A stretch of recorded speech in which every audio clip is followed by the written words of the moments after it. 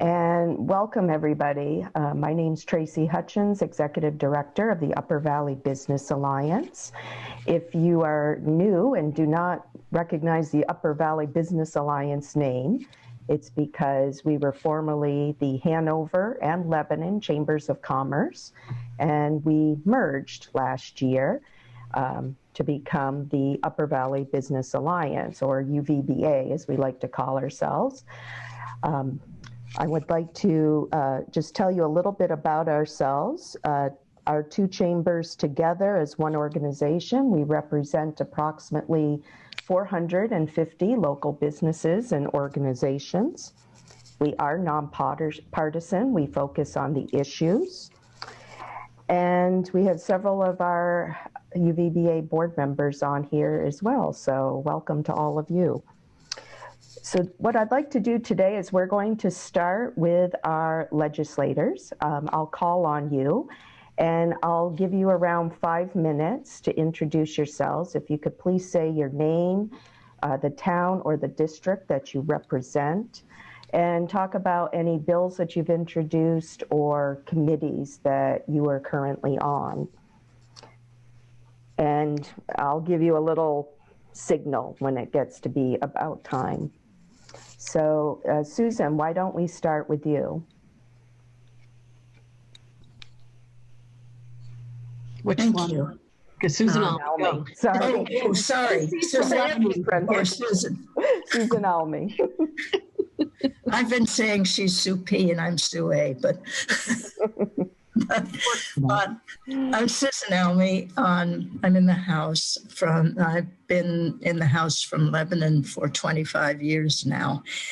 So I've got a lot of institutional memory, which is pretty much what keeps me there. I've been on Ways and Means, which is taxes, fees, dedicated funds, gambling. Since my third term, my second term, I was on finance. At that time, you weren't allowed to go on finance the first term. And I got tapped to be one of the 10 people who had to try to figure out what to do with the education funding decision by the Supreme Court, the Claremont decision. And so we did an awful lot of work, but we were essentially window dressing for Neil Kirk, who was chair of finance. But I learned an awful lot about state taxes at that point. And our state tax system is totally unpredictable and quirky, whatever you want to call it. Apparently, a report last year called it quirky. So we need people on that committee that know a lot about why things are the way they are and whether there's any chance of changing them or not. And so I've been dealing with that for quite a while. You said for us to say something about the bills in our committee, right? Yeah. I had two areas that I just wanted to cover really briefly. One of them is the business taxes. And I want to put that in context, and I want to read a little so that I can avoid going too long. The corporation-run National Council of State Taxation has been modeling the tax burden of an average business in each state. How they pick that, they form what that average business is, I have not managed to figure out. But they have done that, and one of the things that they look at is the percentage of the total tax burden, which includes the local tax burden. So it's really the most useful one for us in New Hampshire because our local tax burden is 2/3 of our tax burden. But they also look at fees, so it's a bigger pie. And for years now, for at least 13 years since I've been looking at their numbers, The largest part of the tax burden has been the property tax in New Hampshire for businesses, not just for individuals, and overall for businesses. It reached 50.6% of the total last year, or rather it was the 2019 data. And the corporate taxes, which are BPT and BET, they include both of them, came in second at half of that, less than half, 23.3%. So the property tax has really been the one that we have to look at most. But I'm a Democrat. The Republicans have always fastened only on the corporation taxes, which in our case is also partnerships and proprietorships and LLCs that pay it. We are apparently very unusual in that respect, by the way. But it is from our Constitution. So we really need to look at the effect between our state level taxes and that essentially local level property tax. The statewide education tax is actually part of our local property tax in all respects.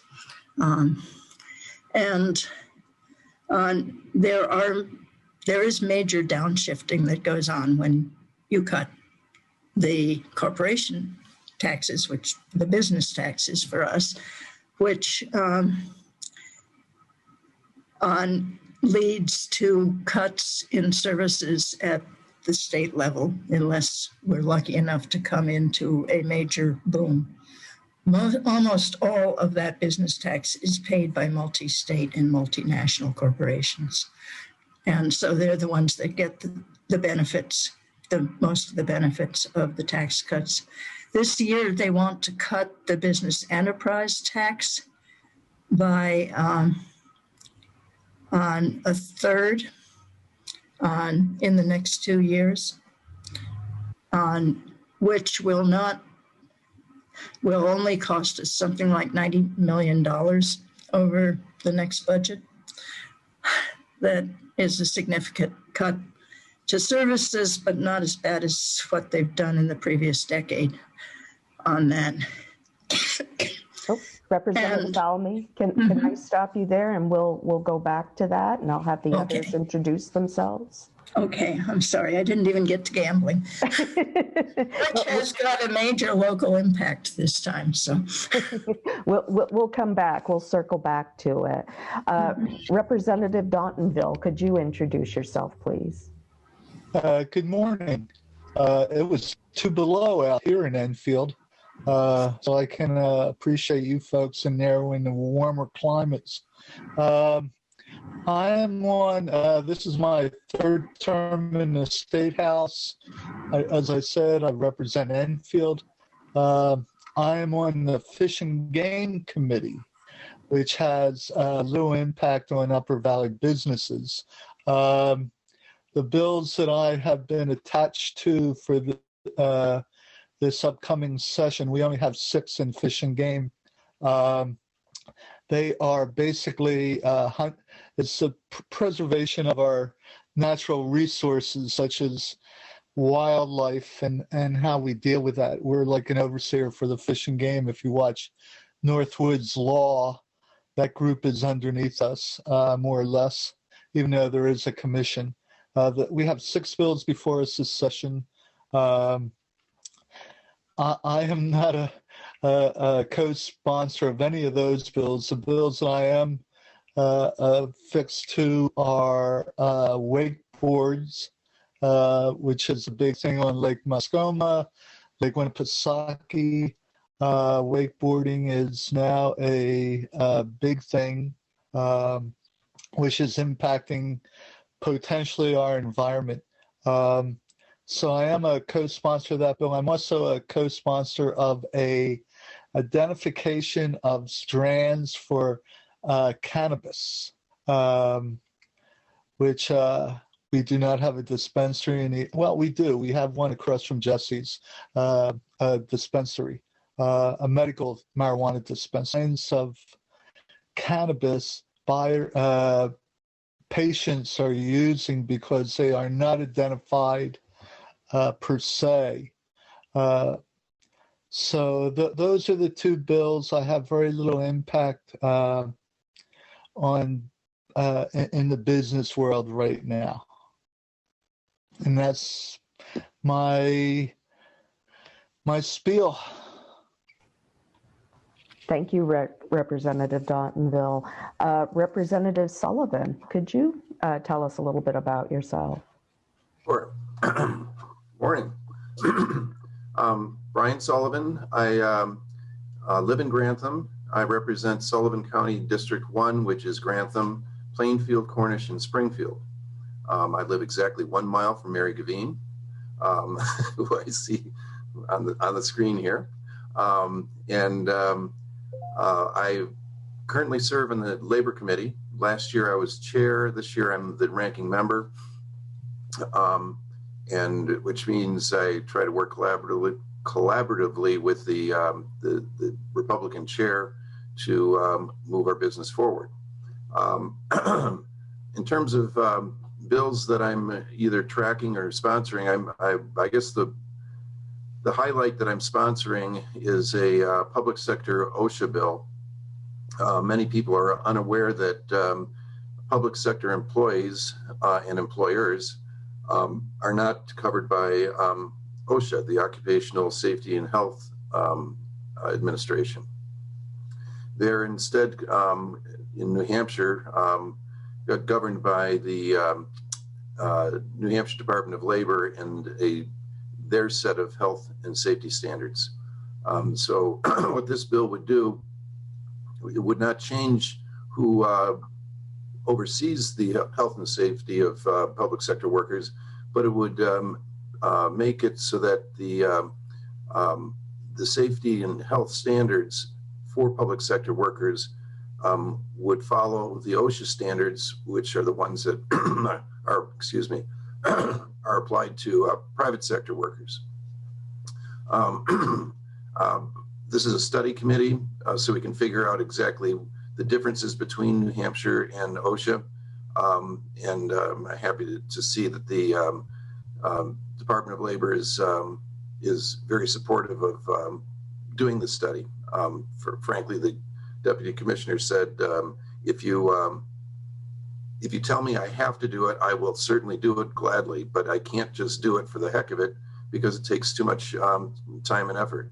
So we're very encouraged. We had just had a hearing on that bill yesterday, and I'm very hopeful. I'm also a sponsor of a bill on indoor air quality in schools.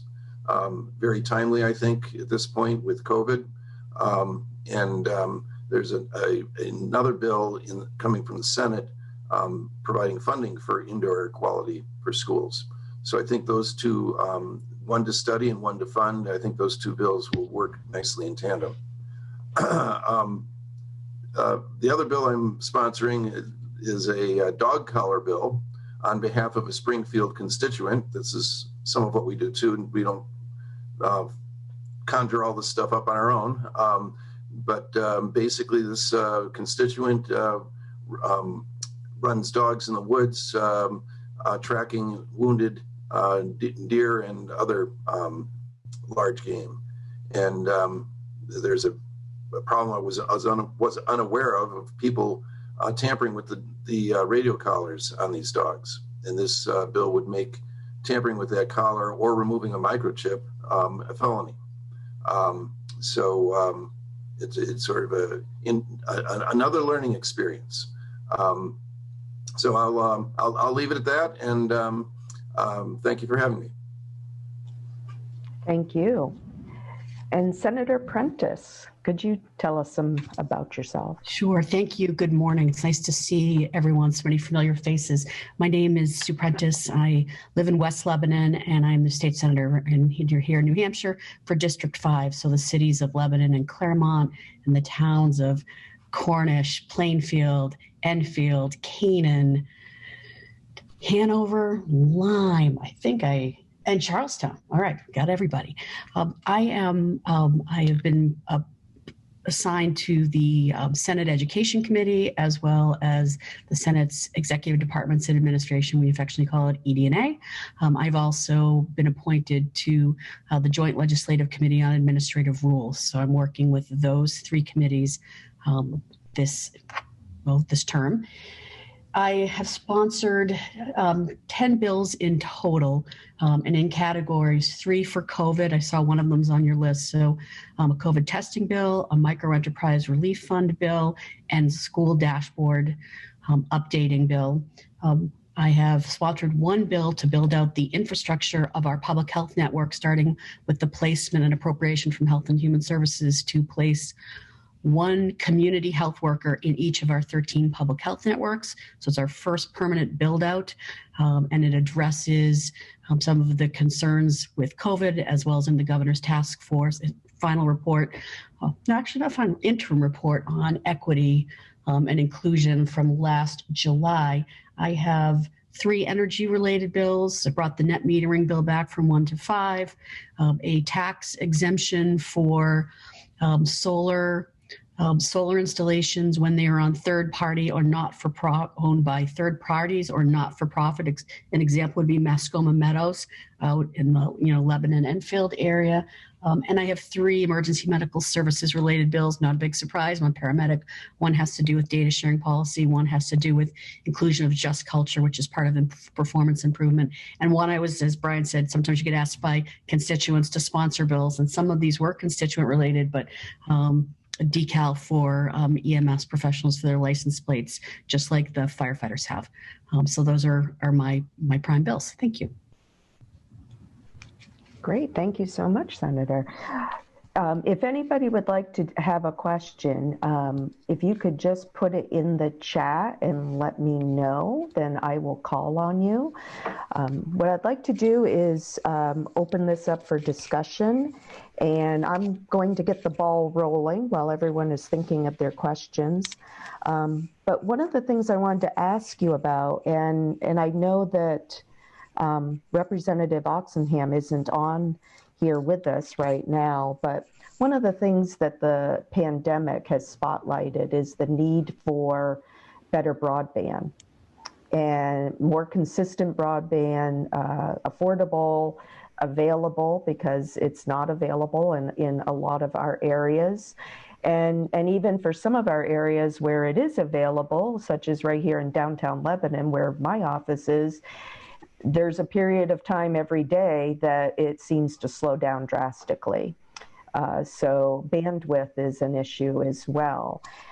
There is a bill, HB 308, that speaks to broadband access on pole attachments.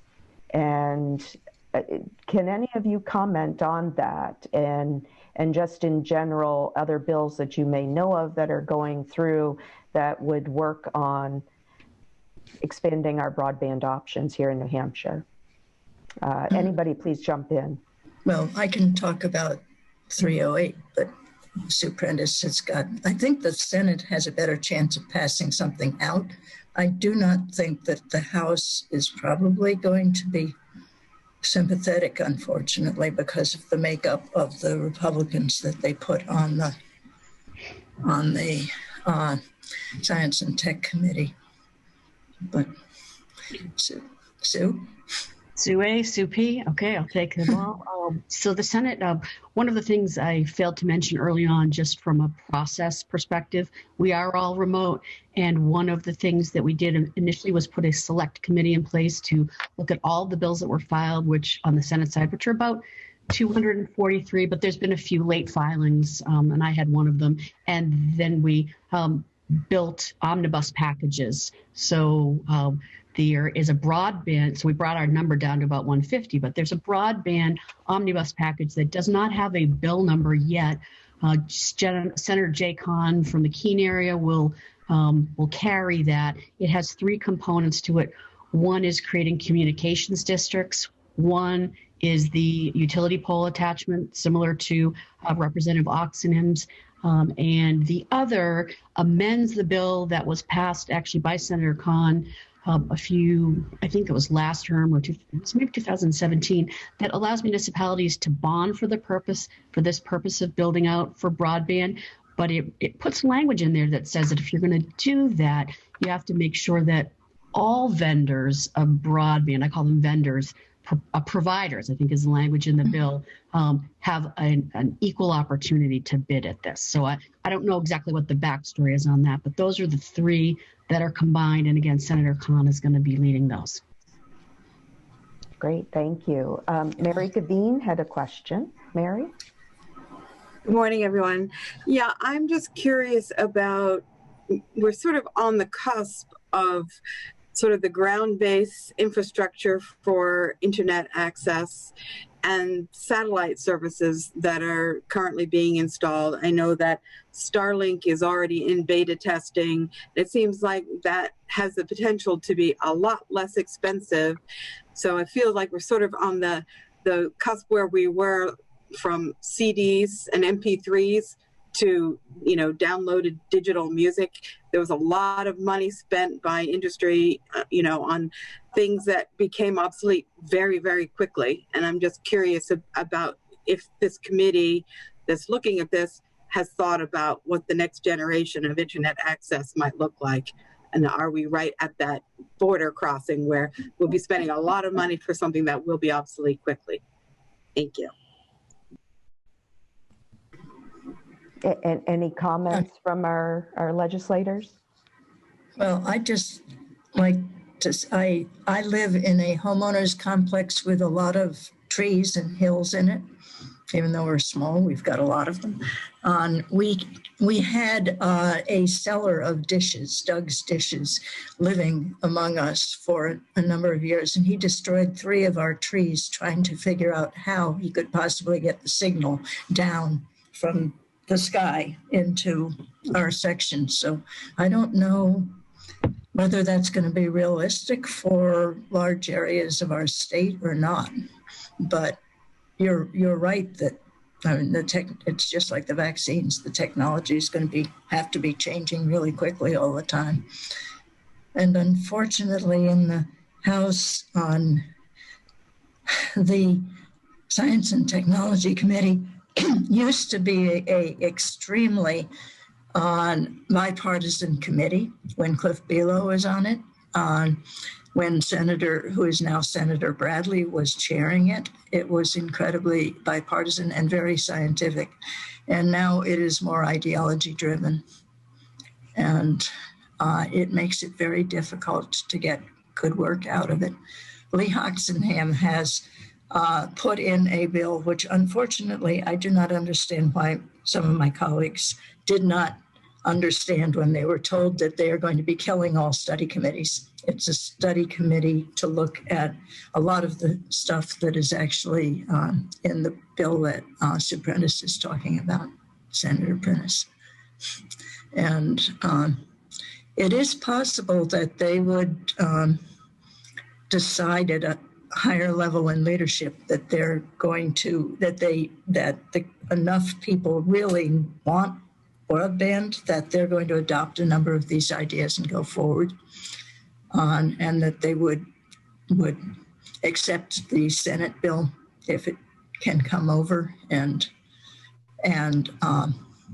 it would end up getting passed. The Senate frequently steamrollers the House at the end. Senator Prentice hasn't been through that yet. Last term, they really steamrolled us. But I think that basically on the House side, we're just, Lee is just trying to introduce the ideas, at least in a hearing, and get people on the committee interested in them. It looks like Brian has got a comment on that. I think it sort of speaks to the games that are being played in the House right now, or the House and Senate, perhaps.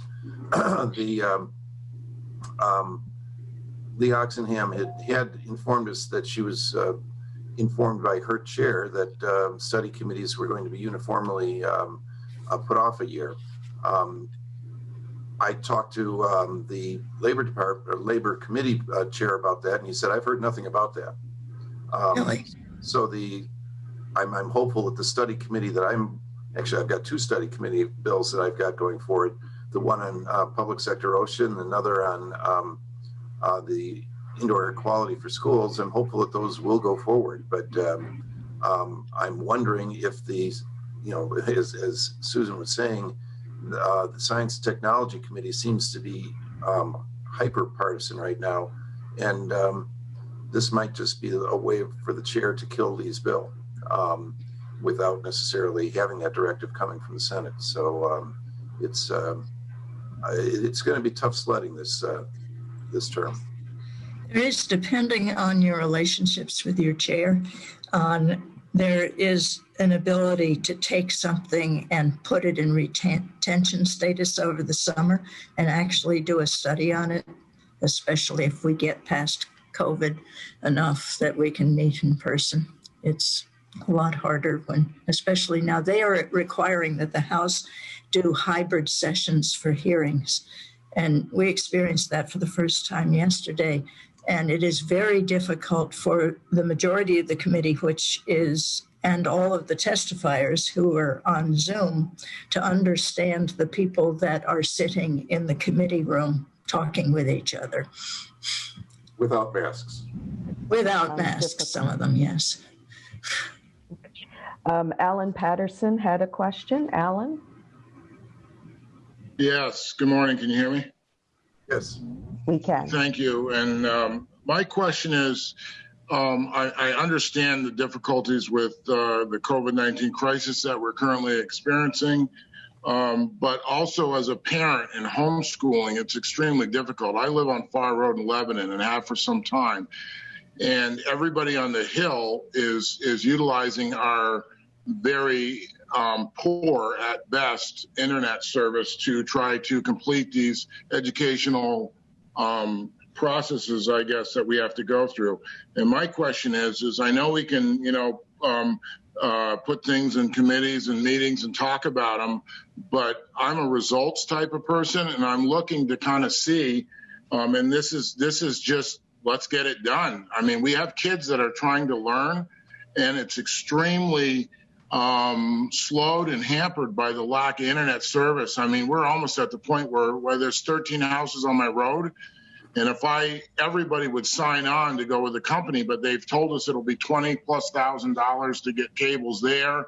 Other companies have told us that they can't put their services on other poles because there's restrictions and ownership issues.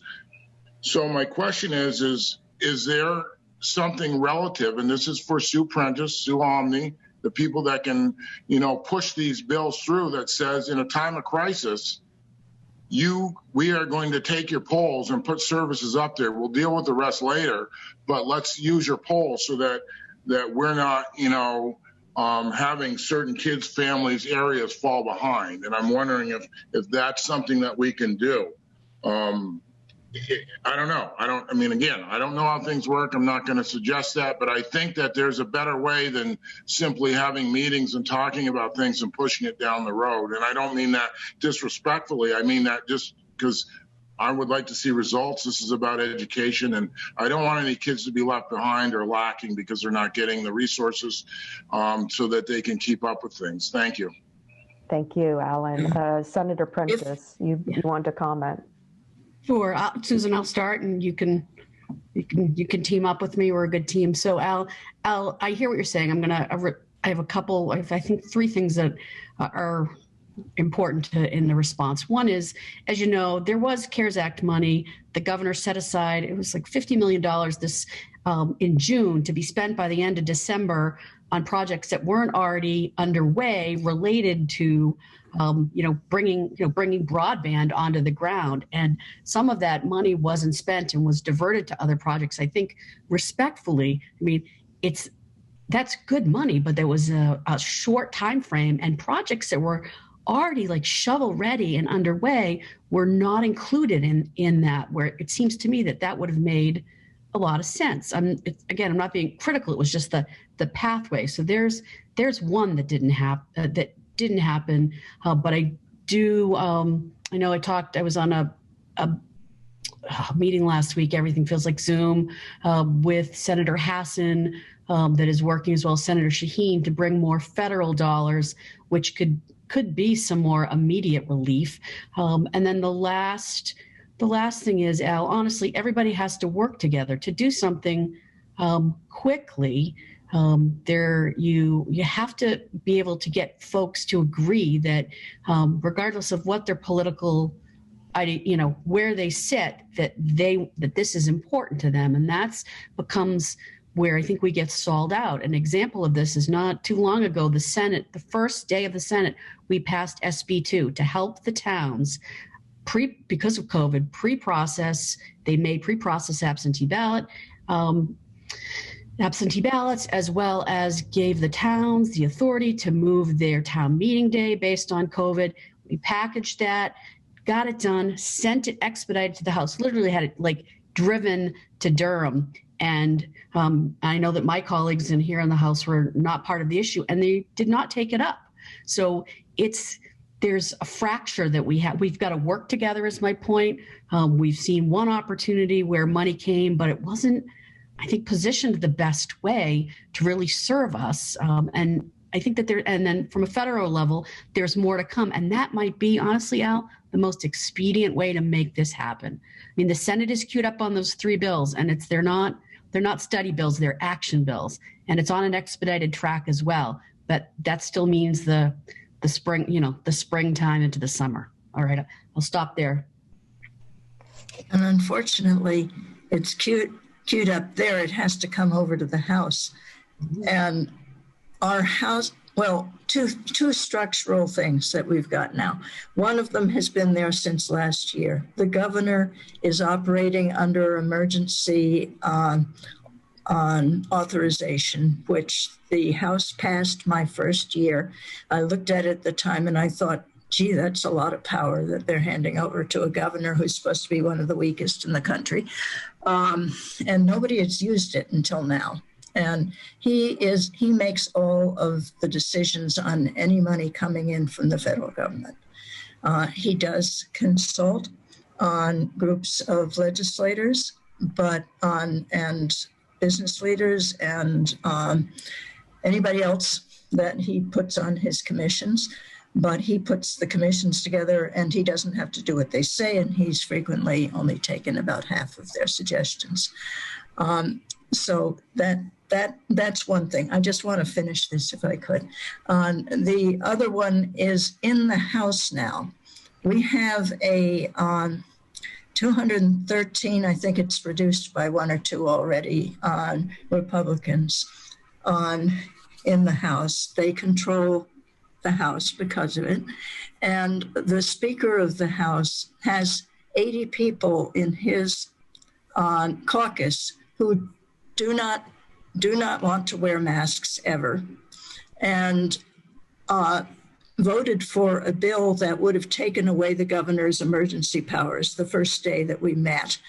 And a number of whom have submitted a request, a declaration that the state of New Hampshire government is illegitimate, as is the election that 6 of them have been elected in. So he is having a very difficult time figuring out how to govern inside the House.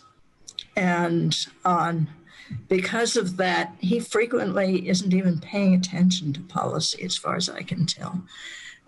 We had him in on a bill that he cares deeply about, that he was prime sponsor of yesterday. And he could just barely remember his 2 sentences of original talking points. We'd been through it before and spent an hour on it in previous years. So it is extremely difficult in the House, and there's nothing that we can do about it because we're in the minority. And that's the way it works in the House, except that a lot of us have personal relationships with people in the Republican side, and they try to figure out how to get things to work in their own committees. Alan would like to make one more comment about this, and then we're going to move on, and Julia Griffin has a question. So Alan, go ahead, please. Thank you. I understand and certainly hear the dissent, and I think that's one of my concerns when I listen to politics in general. And I can hear it, Sue, in your voice. And I think one of my suggestions to everyone would be is we know we're very divided, but we don't need to make it worse by appearing overly obvious that we are. My concern is about educating kids and getting internet to the house, not about left, right, or I'm totally, my thought is for children here and their education. I don't really care about personality conflicts or that thereof. What I'm concerned with is results, and I think we have to learn as human beings to work together and set aside our differences. And I'm not saying one side's better than the other because I don't care. I'm not there. That's not my job. But in hearing that, I could probably guess that both sides have equal arguments for why we don't get things done. And me as a taxpayer and a citizen, I'm sitting here, and do I got to go buy a special service so my daughter can download her homework? That's all. And I appreciate you everything you do. I just really please set the politics aside and let's get results for our children so they can get educated. Thank you. Yeah.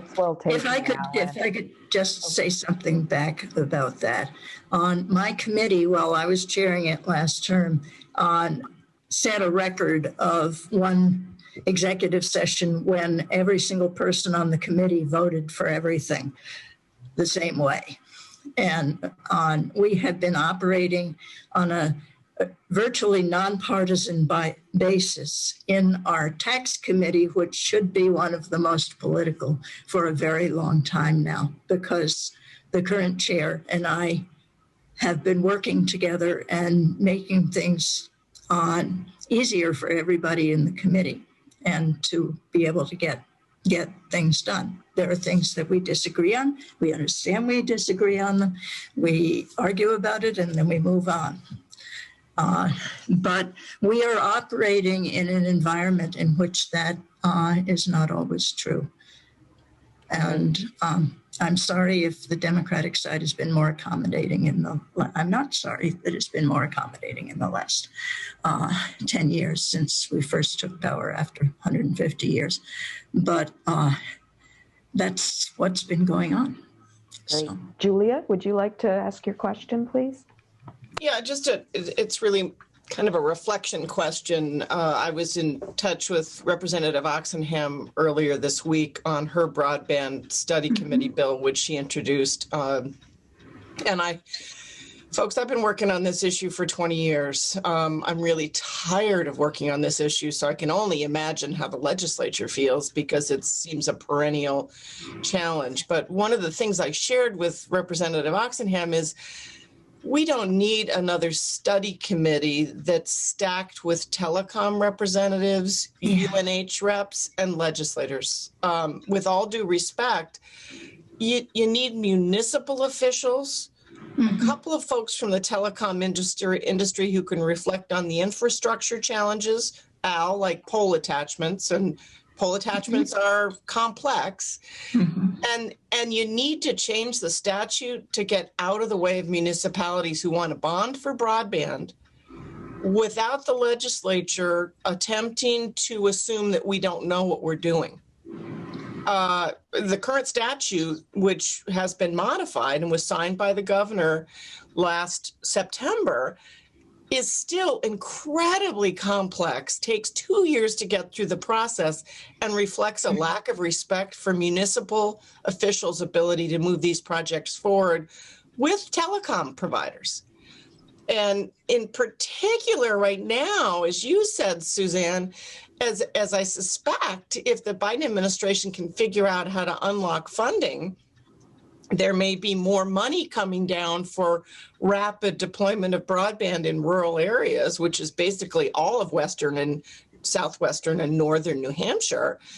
We need to be able to move nimbly to capture that money and make these projects happen. So I would say study committees are great, but this has been studied to death.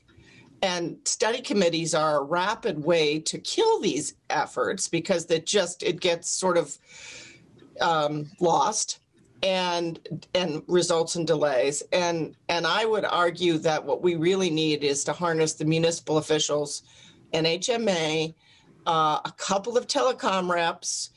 We don't need legislators on that study committee. You need a group of municipal officials to put a proposal forward for the legislature that is bipartisan. It's just trying to get infrastructure to rural portions of communities that don't have broadband service now. Could I just, Julia and Tracy, I've talked to Tracy about this actually, but now all the testifiers are on Zoom in the House, and everybody is on Zoom in the Senate. It is very easy for municipal officials and business leaders to testify at this point. And we need more of you showing up on all of these bills that are important that we didn't know until last year that there's a association of executive directors of the chambers of commerce. And they were coming in, maybe one of them, to talk as an individual about a bill that they really cared about. And when you've got an association name behind you, the legislators pay more attention. So I totally agree with you, except for you need a couple of legislators on that commission to listen and to translate when it comes to the legislature.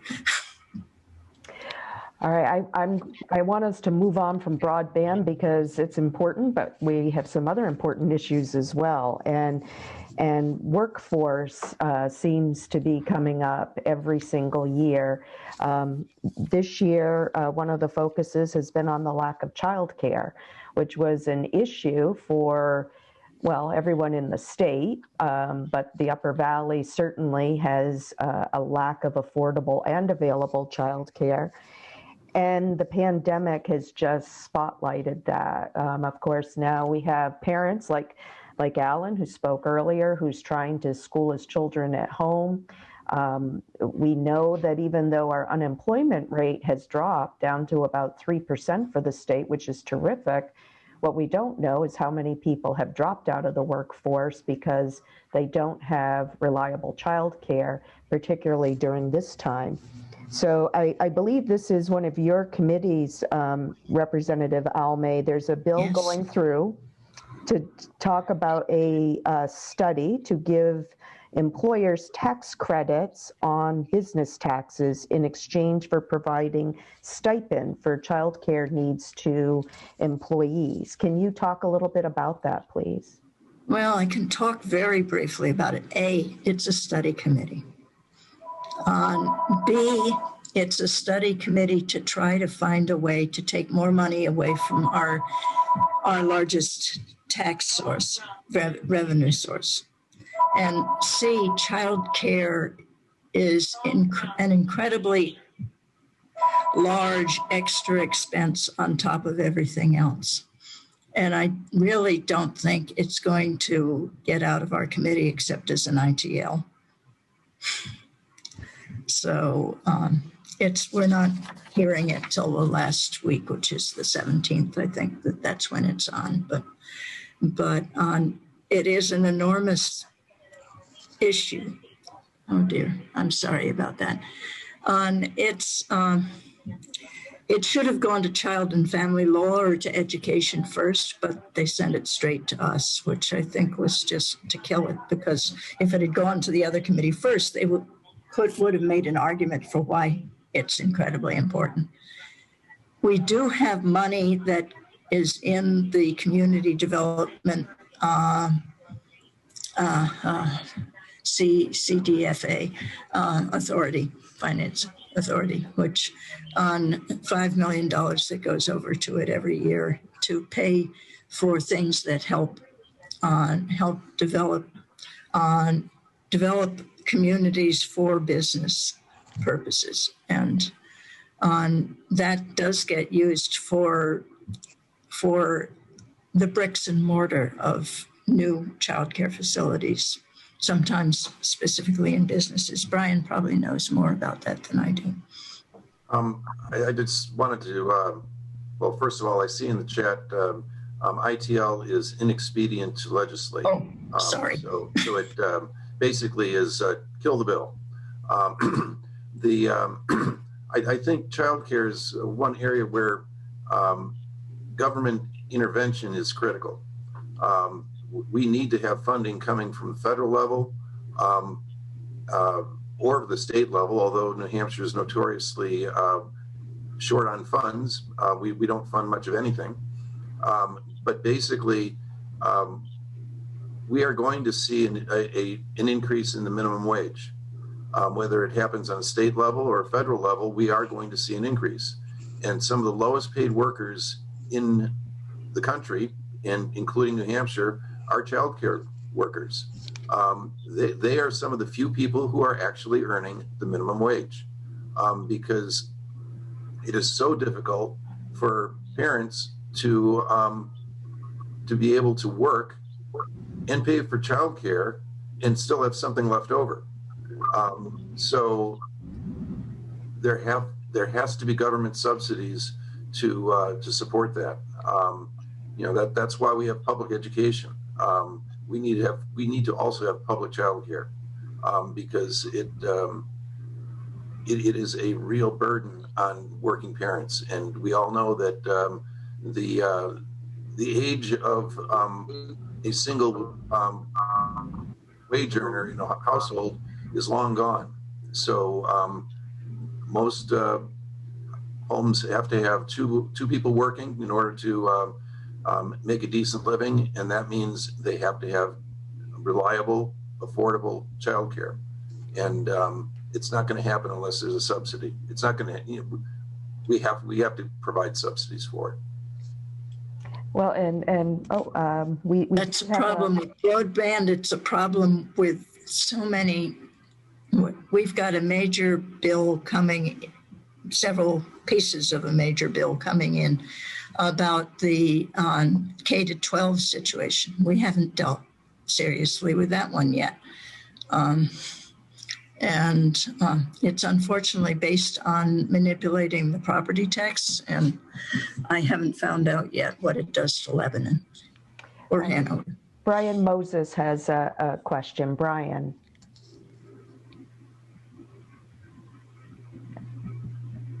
You're still muted, Brian. Sorry, I put it in the chat. This one might be directed at the other Brian. Is there talk of incentives for businesses to offer childcare? I believe that's what Susan was referring to. Yes. Okay. Incentives have to be paid for out of our largest revenue source, which means there's less money for everything else unless we do something about the revenues.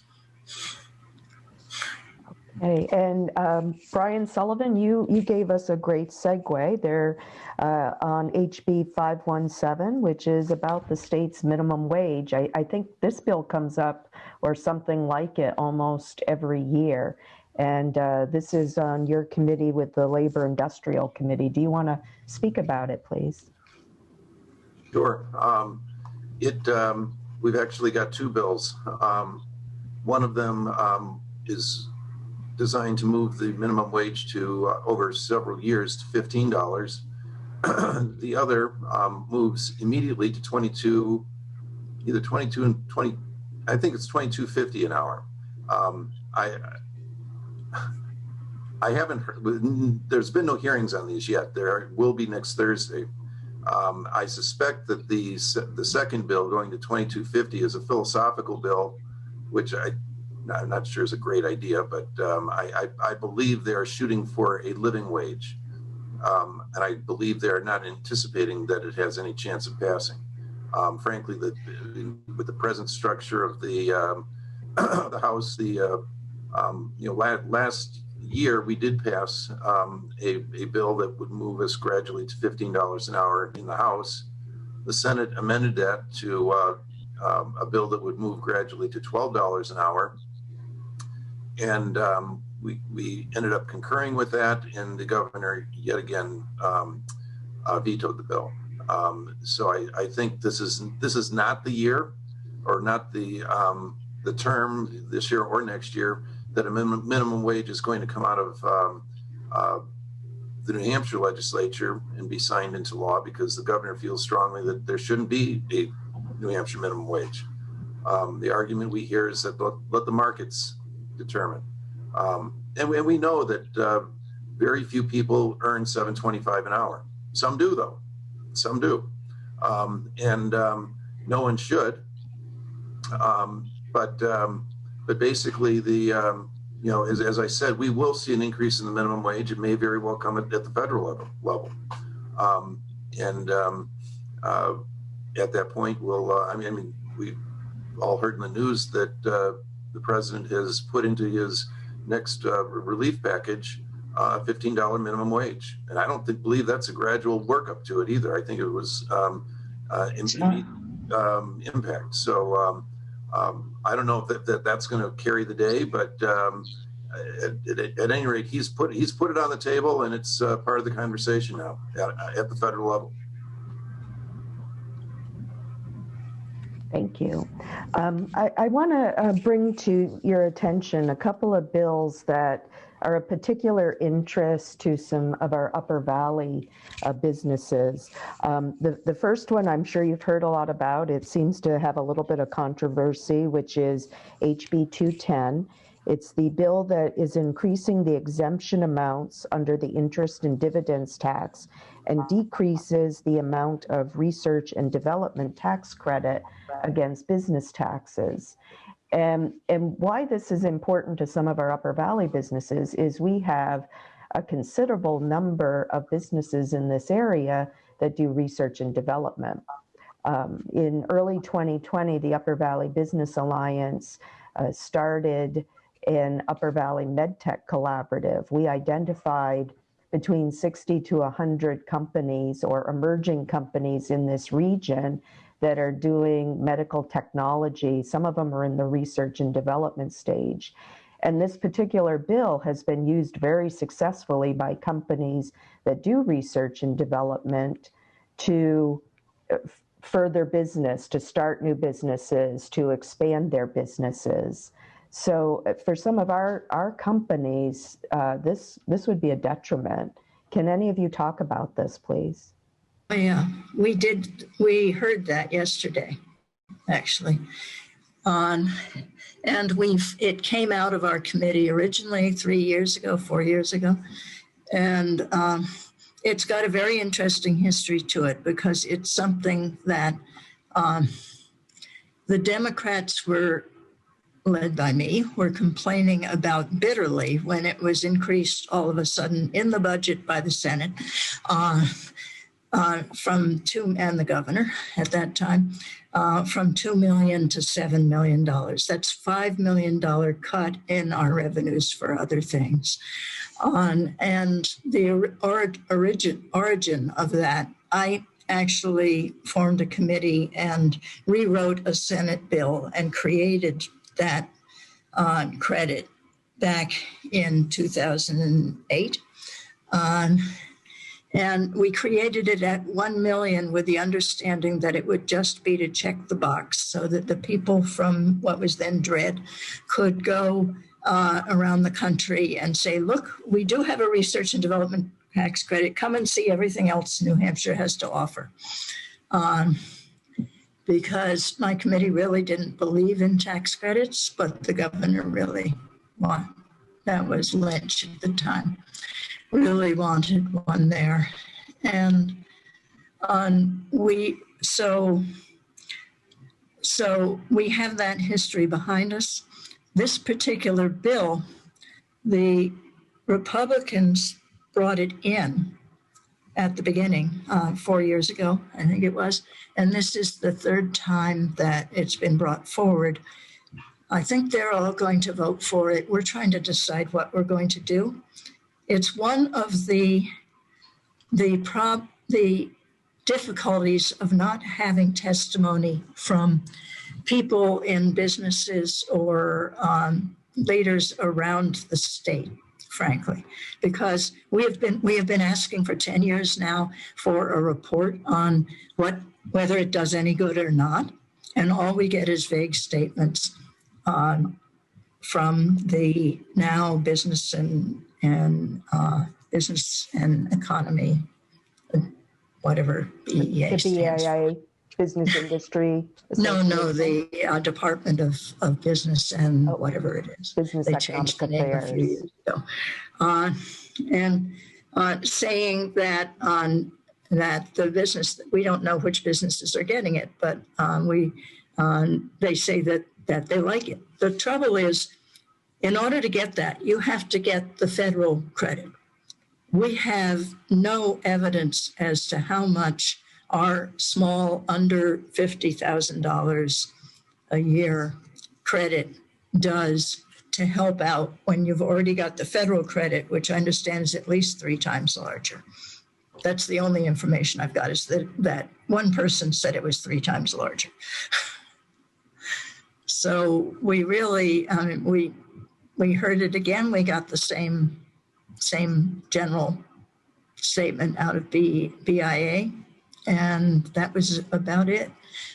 And if we can get more specifics about why $40,000, $37,000, because it's prorated among everybody who applies, is helping to advance research and development, that would be great. We have a $50,000 cap on it because I and others at the time specifically said, if this is going to do any good, we need to give it to the people who have the smaller businesses. But then we had to use the federal credit as a base because we don't have the administrative capability in our state to handle figuring out who should get it and why. So we used that as an easy route around, which means you have to be big enough to deal with the federal complexity first. But it does seem to be mostly smaller businesses, we're told, that are taking advantage of it. Not BAE keeps on coming in and saying, it's not us, it's our contractors. I guess we have some work to do on this end to find you those businesses that are taking advantage to get them of to it. come in and testify themselves why this means something to their bottom line, besides $35,000 in cash that when it's agglomerated could give us $5 million for regular budget problems like childcare. Great.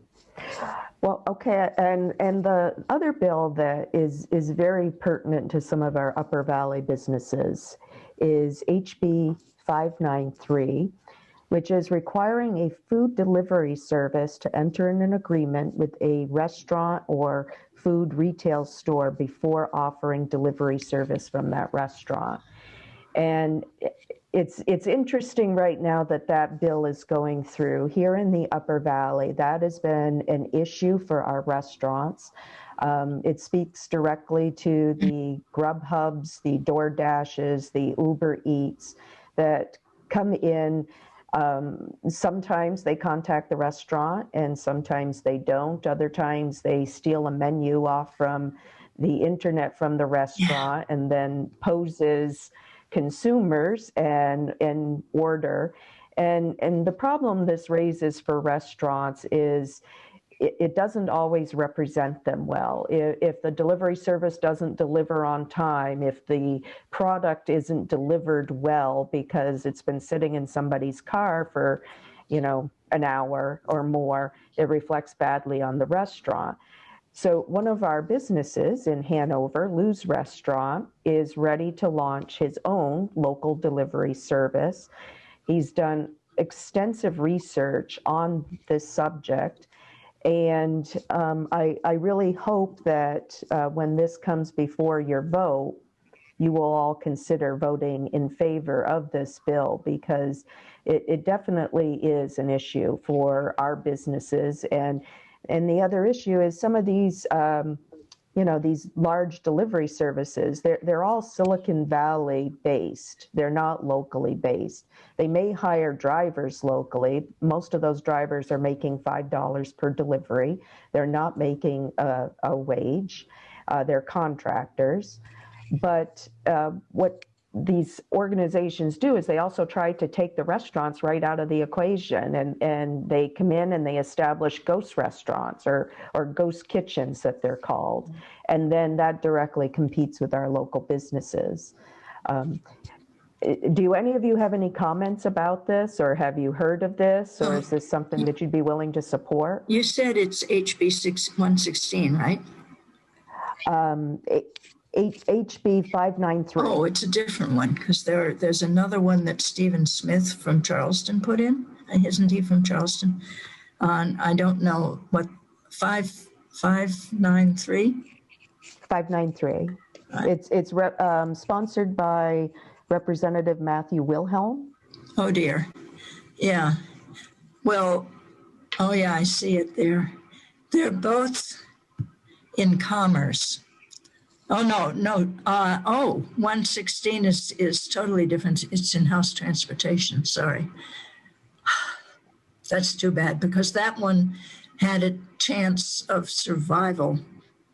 I'm not sure that 593 is going to, because Matt Wilhelm is a Democrat, and that's difficult this year, though I did during O'Brien get one bill through with heavy support from Republicans. And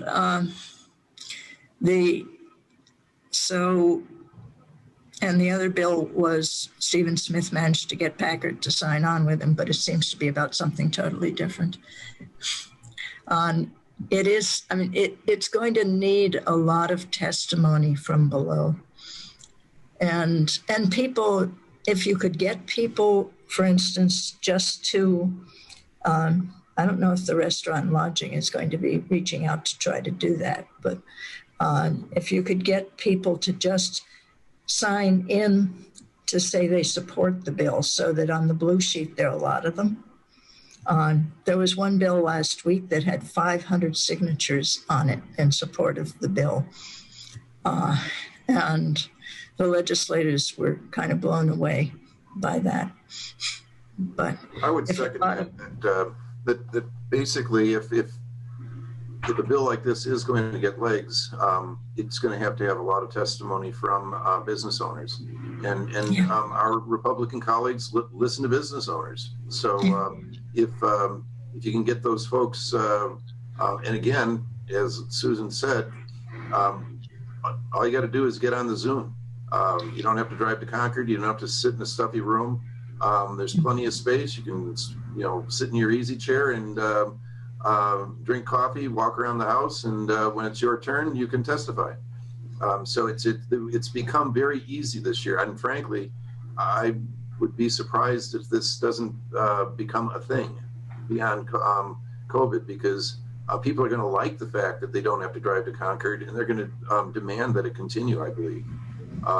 So it's going to be interesting going forward. But I think a bill like this makes sense if it's well described.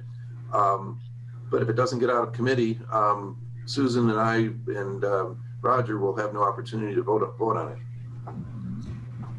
Well, or if it does get out of committee as an ITL, then our votes will not be enough.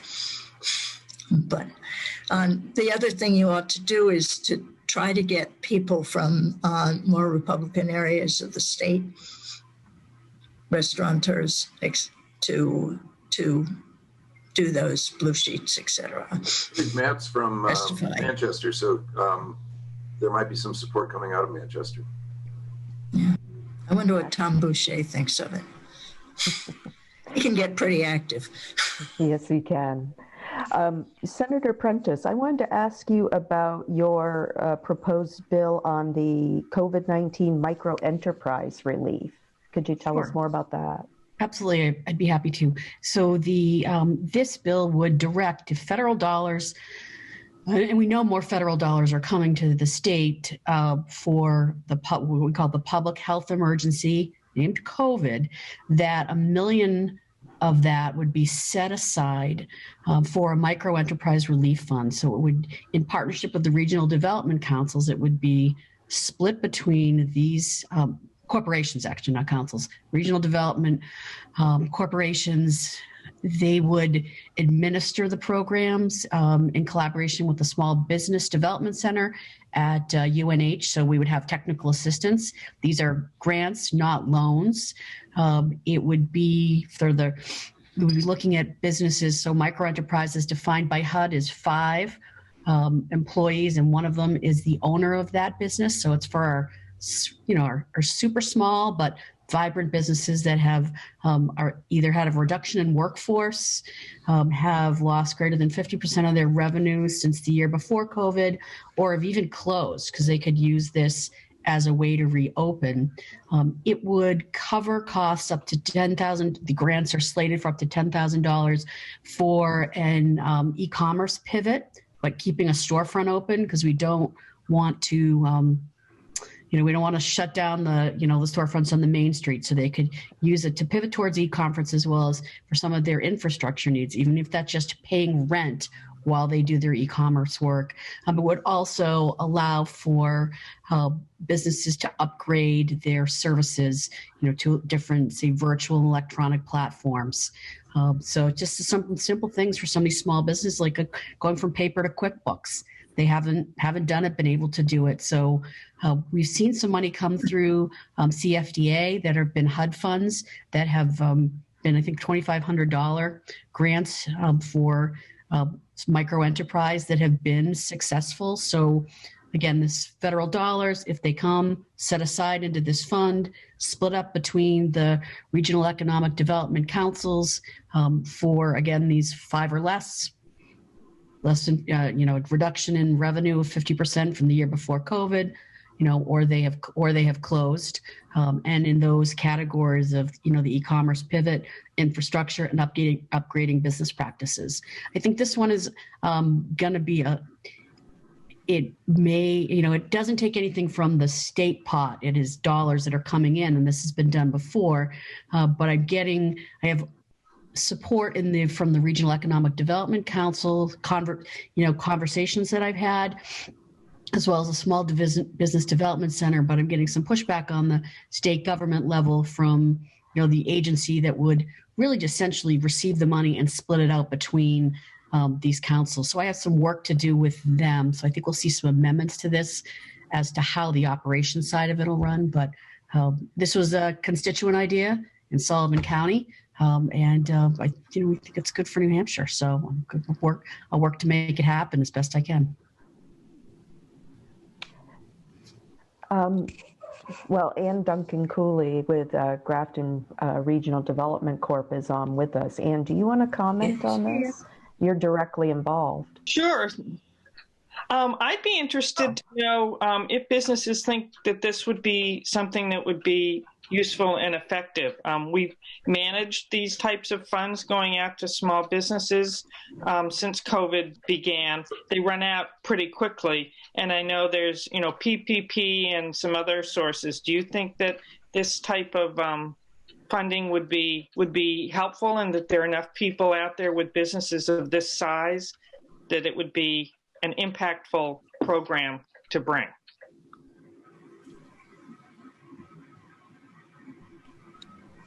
Suzanne, do you have any thoughts on that, or have you heard from businesses for that? I've heard from businesses that have heard about this, that have interest.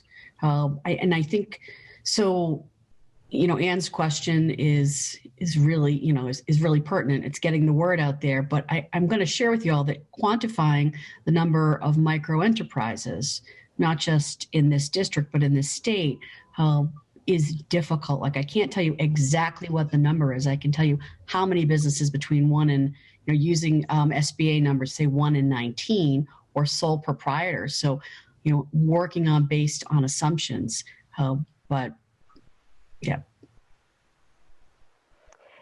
From UVBA's perspective, I can say that when COVID hit, quite a few of our members are very small businesses, and did have issues with trying to stay open because they were not digital. We still have businesses that do not have a website. that use social media instead of a website. And frankly, that's because social media is free, whereas, it can cost some significant money to get a good website created. Others just really didn't have that knowledge. We have some businesses that have been in business for many, many years and have always done it one way and never really felt the need. And of course, the pandemic just changed that landscape completely. When your business literally has to be closed and you don't have a digital presence, how do you remain in business? So I do think that bill would be useful. I think if we could get some of those grants into the hands of some of our very smallest businesses, that would help them to make the shift over, because we still have yet to know how the pandemic is going to affect doing business going forward. And there's so much said that business will never be the same. We don't quite know what that's going to mean yet. But having a digital presence is more and more important, I think. And in response to that, I agree. And I think that, we don't know what it will be like going forward, but we do know what has worked. And I think that we'll see, again, I think we'll see that, part of the purpose of this is to build sustainability, not just, it might provide a Band-Aid, like I can pay, deal with infrastructure issues with this money and focus on, building, my a curbside or my web, presence. There's a number of ways that you can, choose from. There's, 3 different categories, but my purpose is to help businesses not only get through this time, but be better positioned on the other side of it to move forward. So, storefronts, I don't want to stop them from being open, but at the same time, we know there's been success in storefronts that have pivoted to having an e-commerce presence, as well as keeping, that property in their downtown. This could help them do that. So there's like a short-term impact, but I believe that this could have longer-term implications for these businesses. And I'm hoping ones that have closed or had to, really downsize can see this as an opportunity to get an infusion to reopen. And I know the only way I could find this, I dug through and found this data that Yelp had. They went through New Hampshire and took all the businesses that are posted on there that said they were closed temporarily or closed permanently since the first governor's order, emergency order, state of declaration. And I believe it was, I'd have to go back and look. I wrote it into the bill. I believe it was something like 400. So that's from throughout the state, and that is, self-reported. There's a difficulty in the data. So we know that there's been temporary or permanent closures. We just don't know exactly where they are. Okay. Well, we are coming up on time, so does anyone else have any final thoughts or questions for our representatives and senator? Okay, representatives and senators, do you have any final thoughts? I think one of the themes that came out today was you need more involvement from your constituents, both on the business level and just private citizens who have interests and want to see these things get pushed through. That message seemed to come out loud and clear. You need us to step up. Is that a fair assessment? I would say so. I would also say that it's a little bit frightening because it is so easy now for people to participate that when we have some of our more controversial bills, we've had hearings that go on for 3 or 4 hours. Those hearings might go on for days now because, as I said, it's real easy to testify, and we could have people lining up we could have hundreds of people lining up to testify. So we will probably have to find ways to limit it. But again, I think you've got a great opportunity to be a participant. I just want to say I completely agree with Brian. It's a great opportunity for people to, not drive to Concord, but participate. But, we've seen an increase in numbers, and there's, and that's actually a really good thing. So I've been sharing with folks. I actually put a little video on my Facebook page that shows you how to like sign in favor or oppose a bill, and whether you want to sign up to testify, how you do that. So you can find that. I think I posted it yesterday. That's one thing. But the second thing is, I do think it matters whether you want to testify or not.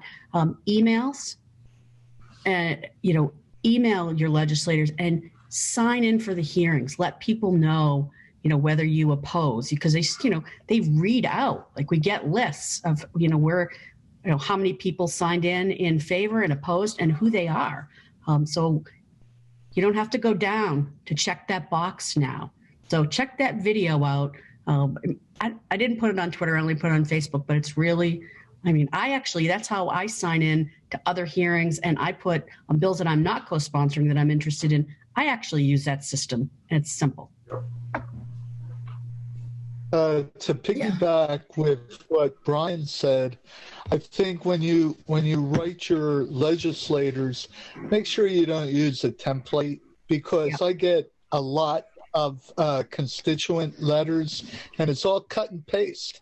And if I get a sincere letter, I always respond to all my constituents in Enfield. But many times when I get a formatted or a templated letter, that doesn't ring real true with me. So please write your legislators. I get very few out here in Enfield, about a myriad of law bills that are up there. But once I see "Dear Representative," and then bing, bing, bing, bing, and then I get like 8 more that are the same one, I tend to discount them, because I am suspect of their originality. Cut and paste message gets a cut and paste response. If you've got time, I get about 300 emails a day. I have to go through and just go like that with anything that looks like it's formula and might come from outside, and a lot of them do come from outside the state. It's just impossible to deal with. The senators have got somebody to read their email for them. I read all of my own, and I respond to all of my own. I haven't. It's nice to know. I'm trying my best to keep up on that, because I think that it's important, and I use the assistant for some of my other things I need help with. But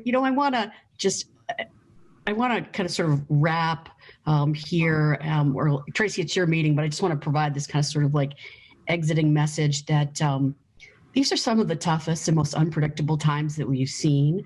And we may have differences, but our ability to really get stuff done is to work together. And I remind myself of that every day. And I think it's the more you participate in this, and share how you feel, and it doesn't matter whether what party you're with. Our success to come through this pandemic and have healthy, thriving, sustainable communities, including business, is really going to be based on how we all work right now.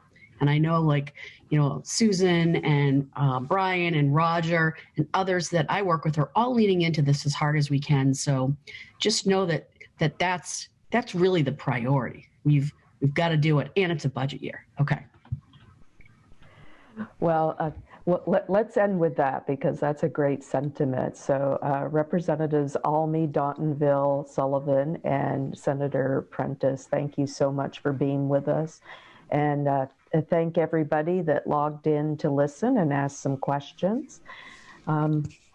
Let's all do better about getting involved. This is, this is our representation and our government. So we need to take responsibility as well. Thank you, everybody. Stay warm, wear a mask, wash your hands. Yeah, wear masks. Bye-bye. Susan, thank you for that all-inclusive closing. I appreciate that. It's nice to hear. It's. Yeah, we like arguing about these things. That's why we're legislators. Well, no, but I think I appreciate the fact that you ended with wanting to be inclusive with everybody. I mean, we're all important. We may have different ideas, but we have one common goal, and that's hopefully to make something better. I would hope that. Yes. Thank you. Thank you. Thank you. Take care, everybody.